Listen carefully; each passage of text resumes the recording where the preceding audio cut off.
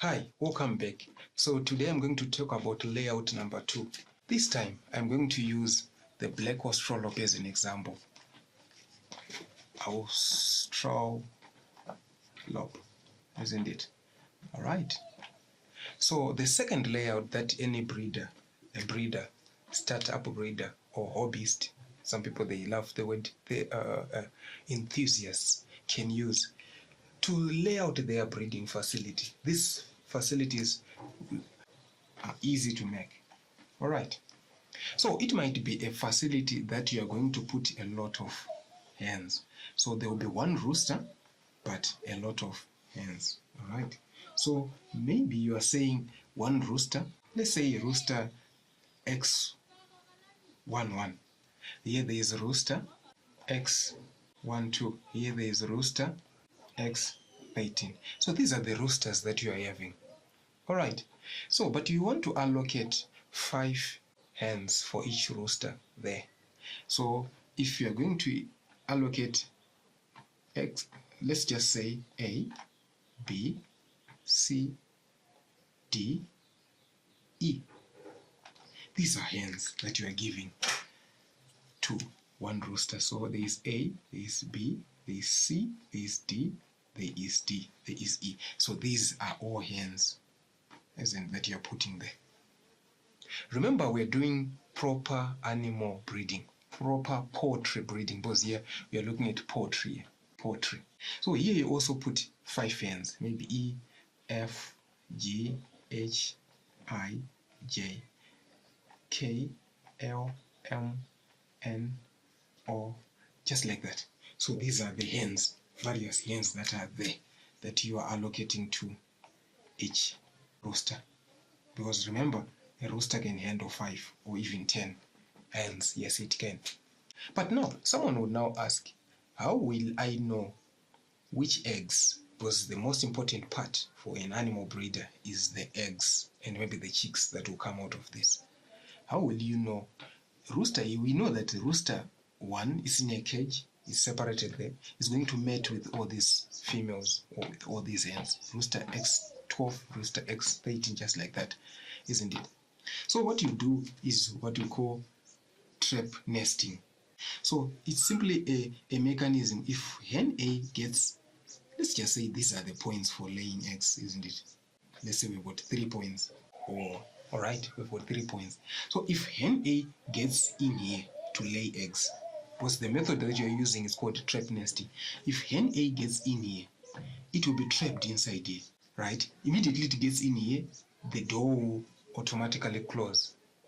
It will like trigger as if it's more or less like a trap, but it will close in a nice way, remember, which does not frighten the hen.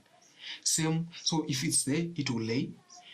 It's only when you've come to open for it, that's when it will move out. So it's a trap nesting.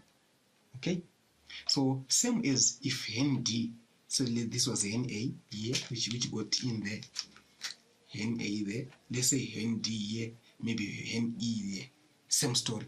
When it comes to lay, all right, you know, because remember each hen has got its ID, so it will be temporarily trapped. It lays the egg, then you collect the egg, you know that it's leg.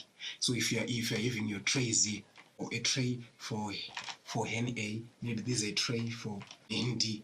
So you already collect the egg and you place it right where it belongs, because you are quite sure that the trap nesting worked. All right, and the proper accurate eggs were put into the right. Or some people can simply put colors to say for hen D they will put green colors for the eggs. They just put a dot for the eggs, so that they can now put maybe in a single big tray. But we know that those that are green are for D, those that are maybe blue are for A.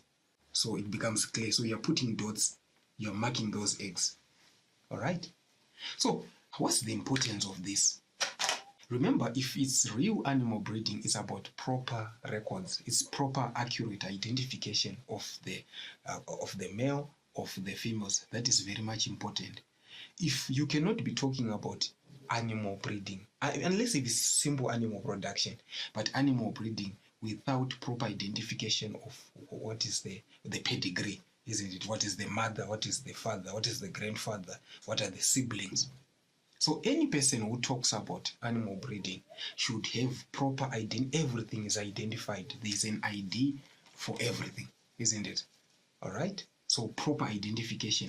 So here we are putting this trap nesting protocol there so that we can properly identify. We can trap and identify the correct egg, the correct fertilized egg, correct, which simply means correct chicks, correct mother.